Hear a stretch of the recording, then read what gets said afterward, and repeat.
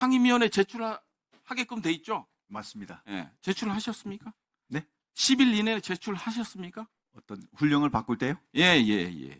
그건 제가 확인을 해보. 국회 우크라이나 참관단 관련해서 말씀 여쭙겠습니다. 아까 김병주 의원님 또 위원장님도 그 말씀하셨기 때문에 현재 이 참관단 파견은 현해 해외 파병 업무 훈령을 근거로 개인 단위 파병을 허용한다라고 국방부 말씀하고 계시죠? 네. 그런데 그 조문 보셨습니까? 개인 단위 파병이 허용되는 요건이 있습니다. 첫째, UN 지역안보기구 특정국의 요청에 따라 유엔의 요청 없었죠. 지역안보기구 요청 없었죠. 네. 우크라이나 공식 요청 있었습니까? 없었습니다. 없었습니다. 개인 단위 파병을 그 말씀하신 헌법이 아니라 훈령에 따르더라도 유엔 지역안보기구 특정국 세 군데 한 군데 요청이 있어야 됩니다. 두 번째, 요청이 있다 하더라도 유엔 PKO 및 다국적 평화 유지 활동의 임무를 수행하기 위해서만 가능하다고 훈령이 되어 있습니다. 알고 계시죠? 지금 아까 말씀하셨을 때 우크라이나 파병은 현행 해외 파병 업무 훈령 요건에 충족이 안 되는 것입니다. 이 얘기를 하지 않으시고 이 훈령 얘기를 하시면 안 됩니다. 훈령의 요건에 맞지 않기 때문입니다. 헌법은 말할 것도 없고. 그래서 지금까지 이 훈령에 따라 개인 단위 파병했다고 하는데 목록을 한번 볼까요? 지금 보시면 소말리아부터 쭉 있습니다. 저 모든 여러 차례의 개인 단위 파병, 이 훈령에 따른 개인 단위 파병이 있는데 모두 이 요건에 맞았기 때문에 개인 단위 파병을 한 겁니다. 우크라이나는 이 요건, 훈령 2조와 4조에 안 맞는 거예요. 근데 지금 맞다고 말씀하시면 안 되는 겁니다. 제가 계속 이어서 말씀하겠습니다. 네. 그래서 훈령을 근거로 하면 안 되고요.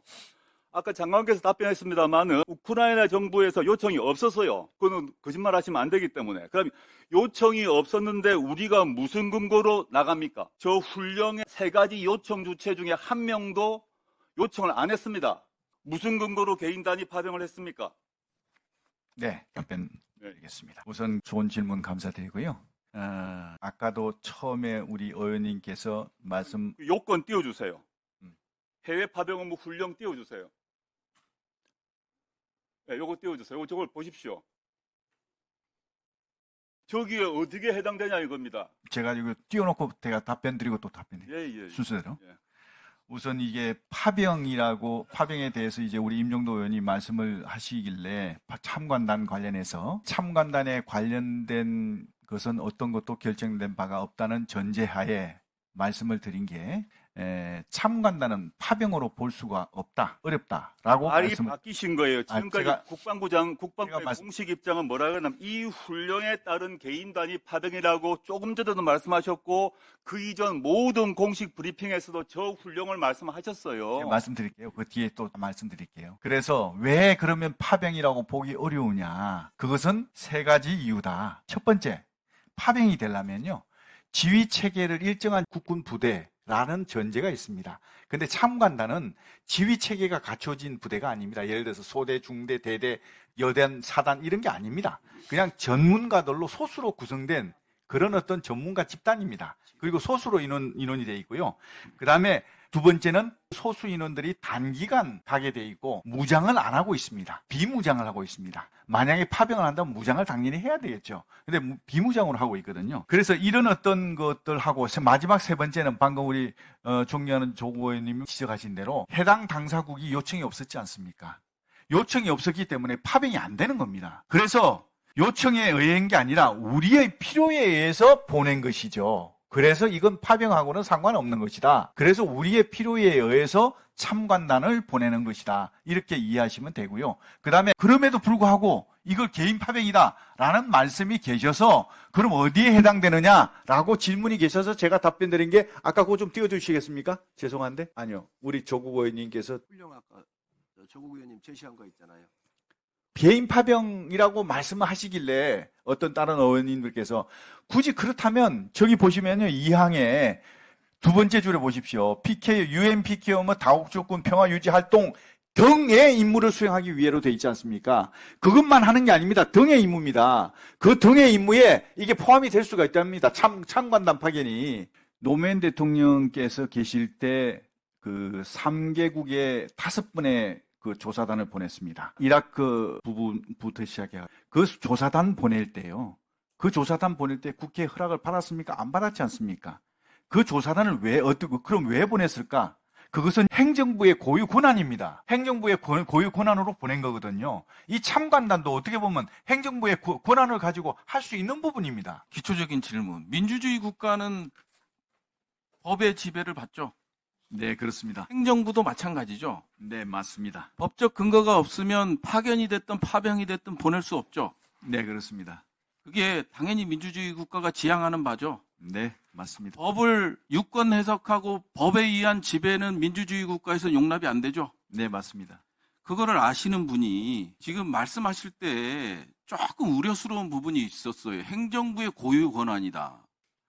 이거는 말이 안 되는 거고요. 항상 법에 근거해서 가는 겁니다. 헌법에 개인 파견이 됐건 그 명시가 안 돼서 추상적으로 돼 있기 때문에 이런 논란도 있는 것 같아요. 그래서 훈령을 따르는 것 같아요.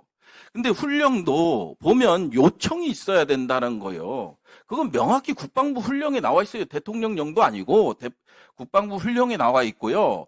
그 아까 노무현 대통령 얘기하시는데 훈령에 다 기반해서 보냈어요.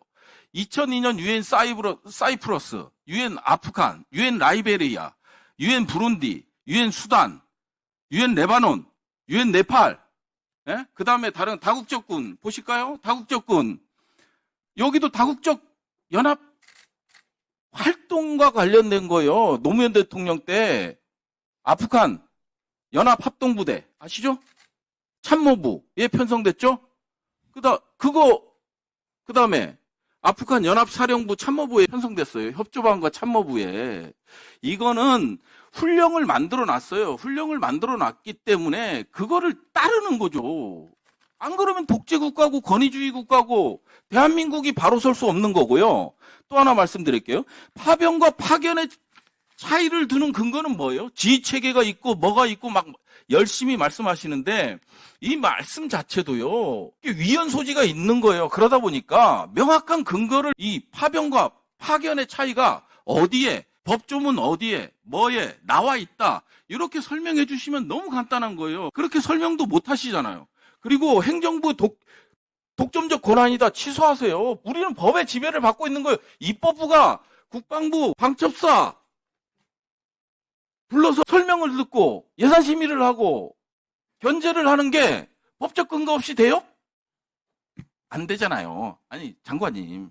그래서 여러분 좀 오해하는 부분이 있는 것 같고요. 그걸 좀 조심해 주셨으면 좋겠다라는 말씀을 드리고 좋아요. 지금 보면 국방훈령 국군 해외 파병 업무 훈령이 있잖아요. 이게 8월 23일 날 개정이 됐어요. 네. 올해 8월 23일 날. 네네. 개정할 시에는 10일 이내에 국회 소관 상임위원회 제출하게끔 돼 있죠? 맞습니다. 네. 제출하셨습니까? 네? 10일 이내에 제출하셨습니까? 어떤 훈령을 바꿀 때요? 예. 그건 제가 확인을 해볼게요. 국회법 98조 2항, 2 제1항에 따라서 하게 돼 있는데 확인이 아니고요. 안 했어요. 10일 이내에. 네. 그러면 이게 뭐야? 그러면 우리 국회는 견제와 균형, 상권 분립의 역할에 있어서 아무것도 하지 말라는 거 별반 다르지 않잖아요. 그리고 소관 상임위에 이거를 10일 이내 보고를 해서 문제가 있는지 없는지를 검토하는 과정이 있어요. 이건 법이 명시하고 국회법 98조에 명시돼 있는 거거든요. 이것조차 안 돼 있어요. 그러면서 훈령 얘기하면 기본적인 절차를 지키지 않은 거기 때문에 물론 장관님께서는 안 하셨죠. 하지만 아직 결정된 것도 없다고 하니까 이런 체계 속에서 좀 해주셨으면 좋겠다라는 말씀을 좀 드리고요. 제 영상을 끝까지 시청해주신 분들 정말 감사드립니다. 이미 여러분이 이 영상을 끝까지 시청했다는 점에서 여러분이 얼마나 이슈에 관심이 많은 사람인지, 그리고 여러분들은 왜 혜택을 얻을 수 있는지 도움이 될 만한 내용을 알려드리려 합니다. 이슈 관련된 영상을 왜 찾아보시는 건가요? 물론 자기가 지지하는 정당과 가치관도 있겠지만 궁극적으로는 정치 관련된 정책을 통해서 우리에게 경제적이든 정신적이든 보상을 주기 때문입니다. 그래서 제가 구독자분들 한해서만 특별한 선물을 알려드리려고 하는데요. 최근 이슈거리가 된 미국 대선 관련주 중에서 어떤 사건을 통해서 어떤 종목이 상승하는지 공부하는 방향으로 주식에 대한 지식을 공부하고 개발할 수 있는 공간입니다. 구독자분들 한해서 문자로 초대라고 해주시거나 구글 폼을 작성해 주신다면 구독 확인 후 바로 방을 초대해드리겠습니다. 영상 끝까지 시청해주셔서 감사하고 좋아요와 구독 버튼 한 번씩 부탁드리겠습니다.